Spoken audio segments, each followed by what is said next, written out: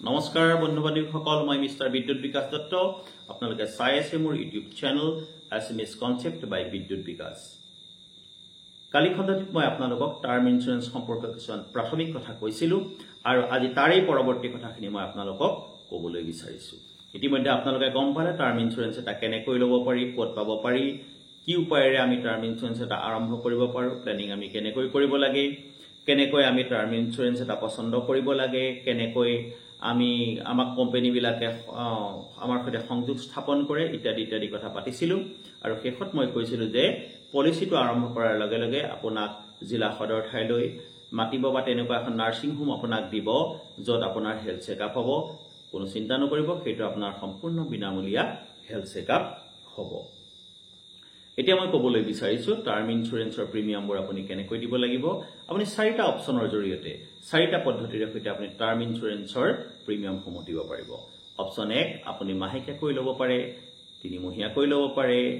Option 2 3 মহীয়াকৈ ল'ব পাৰে। Option 3 আপুনি 6 মাহৰ মূৰত প্ৰিমিয়াম দিব পাৰে বা আপুনি বছৰেকীয়াভাৱেও প্ৰিমিয়াম দিব পাৰে।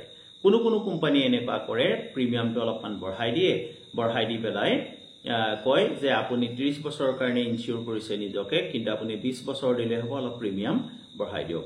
সেইটো আপোনালোকৰ নিজৰ ডিচিশ্যনৰ ওপৰত নিৰ্ভৰ কৰিব।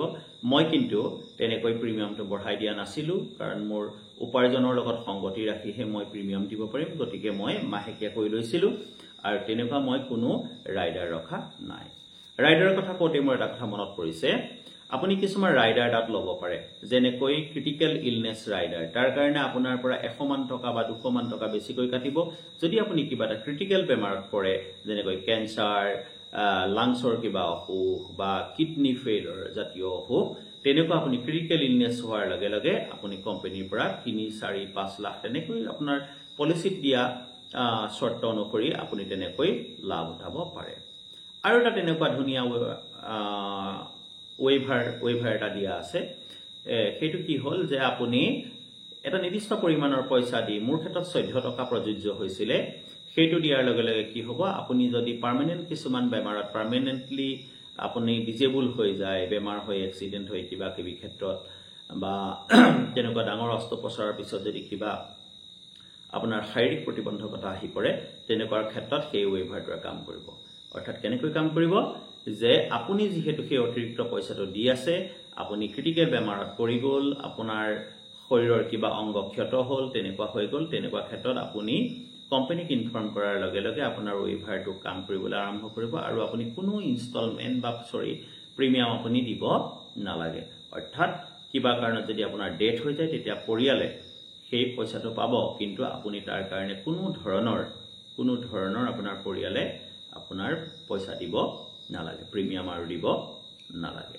এইখিনিলৈকে নিশ্চয় আপোনালোকে কথাখিনি বুজি পাইছে। তাৰপিছত আৰু এটা কথা মনত ৰাখিব, আপুনি টাৰ্ম ইঞ্চুৰেঞ্চটো কৰাৰ লগে লগে সেই মুহূৰ্তৰ পৰাই এক্সিডেণ্টেল ডেথ বেনিফিটটো আপুনি লাভ কৰিব। অৰ্থাৎ পলিচিটো কৰি ওলাই যোৱাৰ পিছতেই যদি আপোনাৰ কিবা এটা দুৰ্ঘটনা ঘটে, তেতিয়াও আপোনাৰ পৰিয়ালে কিন্তু সম্পূৰ্ণৰূপে বেনিফিটখিনি লাভ কৰিব। খালি তাৰ প্ৰয়োজনীয় ডাক্তৰৰ কাগজ পত্ৰ, এই বস্তুখিনি আপুনি হাতত ৰখাটো দৰকাৰ হ'ব।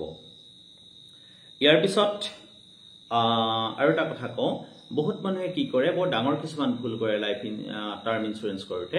তেওঁলোকে কি কৰে, ভাবে যে পৰিয়ালক মই এটা সময়ত আচৰিত কৰি দিম যে মই এনেকুৱা এটা টাৰ্ম ইঞ্চুৰেঞ্চ লৈ ৰাখিছোঁ, কিন্তু সেইটো এটা ভুল কথা। পৰিয়ালৰ সকলোৰে সৈতে যেনেকৈ আমি ঘৰৰ কথাবিলাক, সমস্যাবিলাক আলোচনা কৰোঁ, ঠিক তেনেকৈ টাৰ্ম ইঞ্চুৰেঞ্চ এটা লোৱাৰ পিছতো পৰিয়ালৰ সকলোকে জনাব লাগে যে মই এটা টাৰ্ম ইঞ্চুৰেঞ্চ কৰি ৰাখিছোঁ। টাৰ্ম ইঞ্চুৰেঞ্চৰ যিবিলাক ডকুমেণ্ট, পলিচি খোলাৰ তথ্য পাতি, মাহেকীয়া প্ৰিমিয়াম দিয়া বা বছৰেকীয়া ষ্টেটমেণ্ট আদি উলিয়াই এটা ফাইলত খুব ধুনীয়াকৈ থৈ দিব লাগে। আৰু ঘৰৰ মানুহ জনাই থব লাগে যে মোৰ কিবা এটা যদি আনফৰ্চুনেটলি হৈ যায়, তেতিয়াহ'লে এইকেইটা নম্বৰত কল কৰিব লাগিব, এনেকৈ তুমি আমুকটো ল'ব লাগিব বা আপুনি ল'ব লাগিব, এই কথাখিনি কিন্তু জনাই থব লাগে। গতিকে মই আশা কৰিছোঁ টাৰ্ম ইঞ্চুৰেঞ্চ সম্পৰ্কতে এইখিনি অতি গুৰুত্বপূৰ্ণ কথা আপোনালোকক মই জনালোঁ। আপোনালোকে বেছি কথাখিনি গম পাইছে আৰু আপোনালোকে অন্যান্য চেনেলৰ পৰাও আপোনালোকে অধিক তথ্যৰ বাবে, টাৰ্ম ইঞ্চুৰেঞ্চ সম্পৰ্কীয় তথ্যৰ বাবে আপোনালোকে চাব পাৰিব। গতিকে মই আশা কৰিম আপোনালোক নিশ্চয় বেনিফিটেড হৈছে।